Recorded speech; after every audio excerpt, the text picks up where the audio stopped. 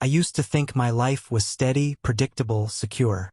I had a good job as a software engineer in San Francisco, a nice apartment, and, most importantly, a wife I loved. Stacy and I had been married for 3 years.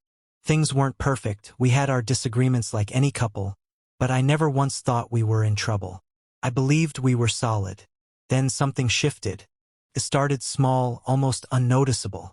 Stacy had always been into yoga, just an occasional hobby to stay active. But one day, she decided to take things to another level.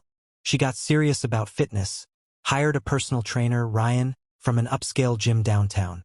At first, I supported her. It seemed like a healthy change, a positive way for her to feel better about herself. I even picked up more responsibilities at home so she wouldn't have to worry about daily chores, hoping it would make things easier for her.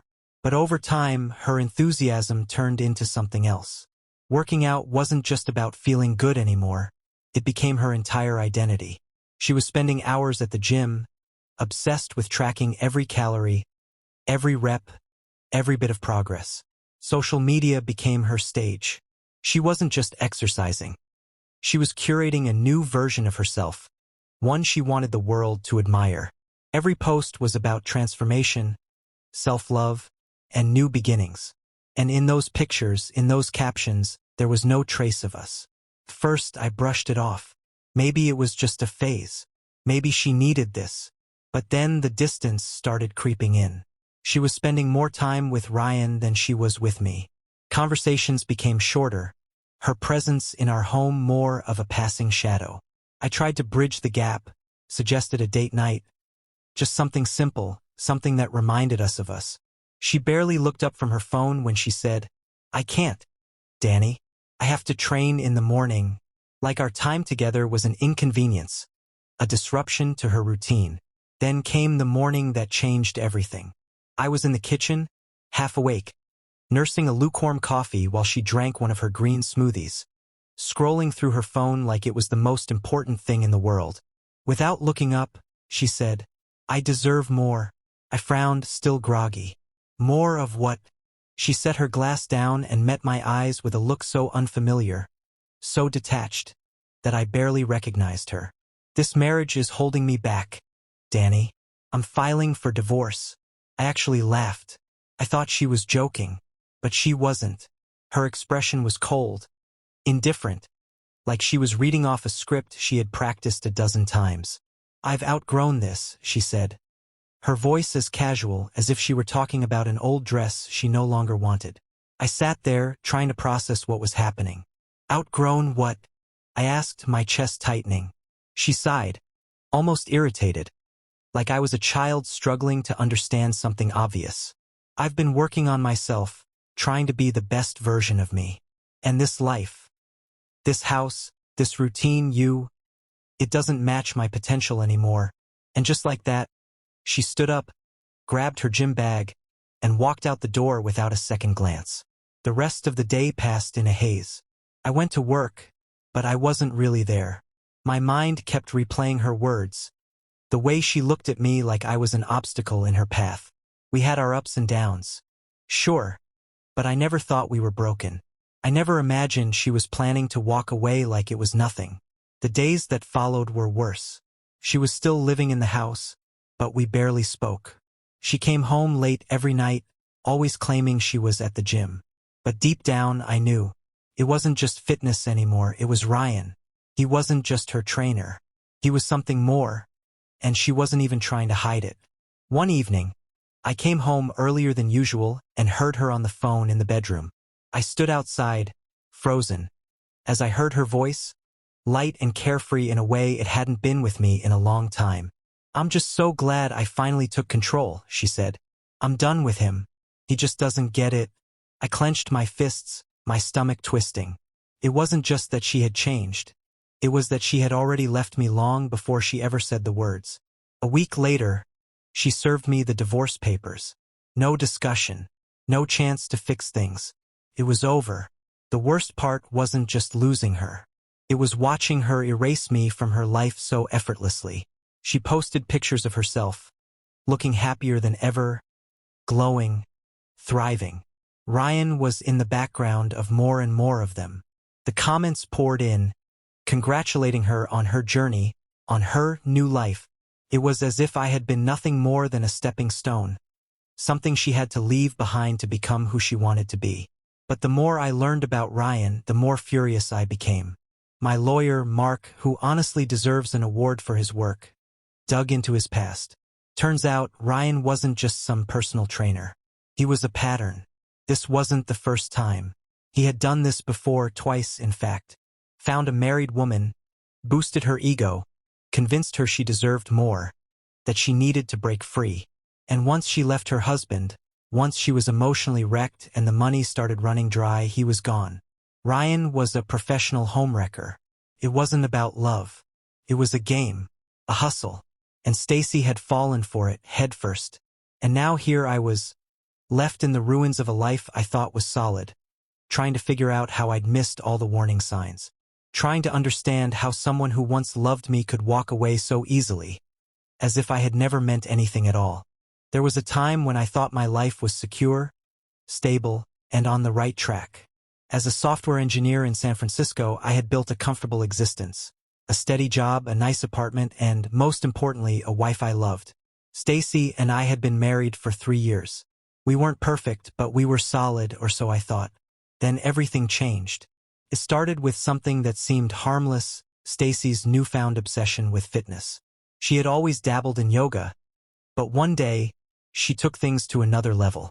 She hired a personal trainer, Ryan, a guy from an upscale gym downtown, and suddenly, fitness wasn't just a hobby anymore. It became her identity. At first, I encouraged it, thinking it was just a healthy new focus.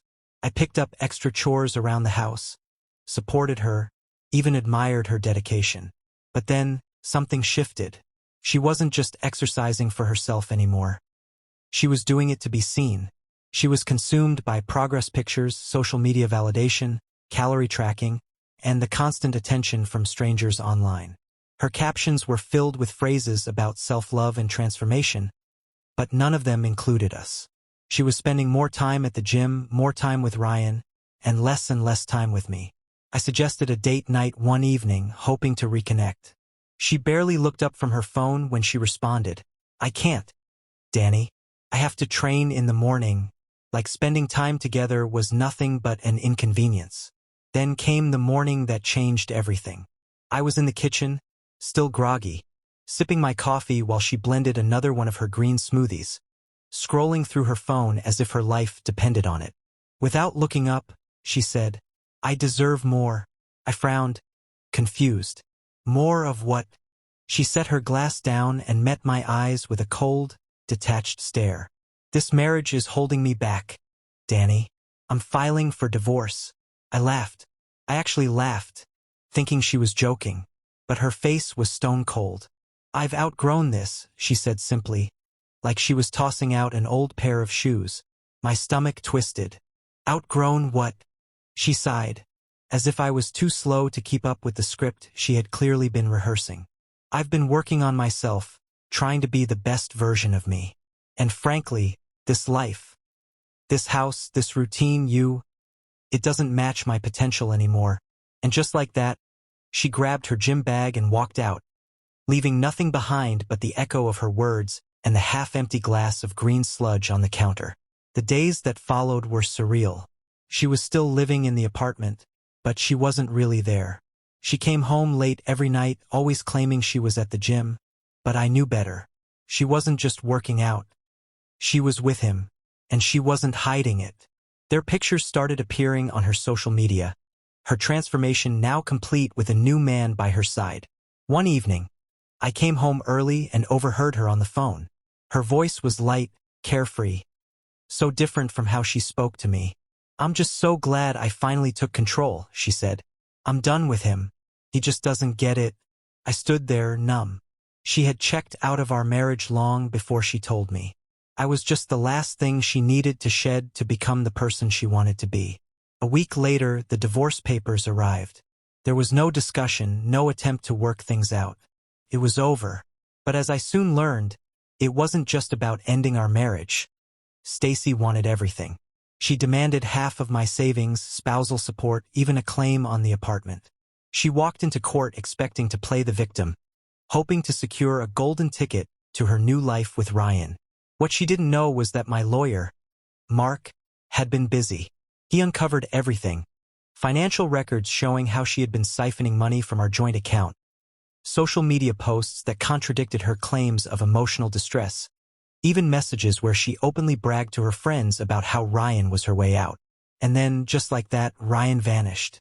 One morning, as Stacy stood in the kitchen making her usual smoothie, she casually mentioned, "Ryan's been busy with his new clients." Her voice trailed off, waiting for me to react. I didn't. A week later, the storm hit. Mark called to inform me that Stacy had filed last-minute paperwork, trying to claim more assets. She was now blaming me for the stress she had endured, painting herself as the victim of a neglectful husband. In court, her lawyer tried to weave a story about how Stacy had been emotionally drained, unsupported in her fitness journey. They painted me as dismissive, unappreciative of her growth. Then Mark stood up, calm and collected. Piece by piece, he dismantled their argument. He presented texts where I had encouraged her, offered to take classes with her, adjusted my work schedule to accommodate her gym obsession. Then he dropped the real bombshell, screenshots of her own messages, ridiculing me to her friends, calling me baggage, saying Ryan was her ticket to a new life. And then came the final blow, her personal journal entry, detailing how she planned to leave me, take everything she could, and start fresh with Ryan. The courtroom was silent.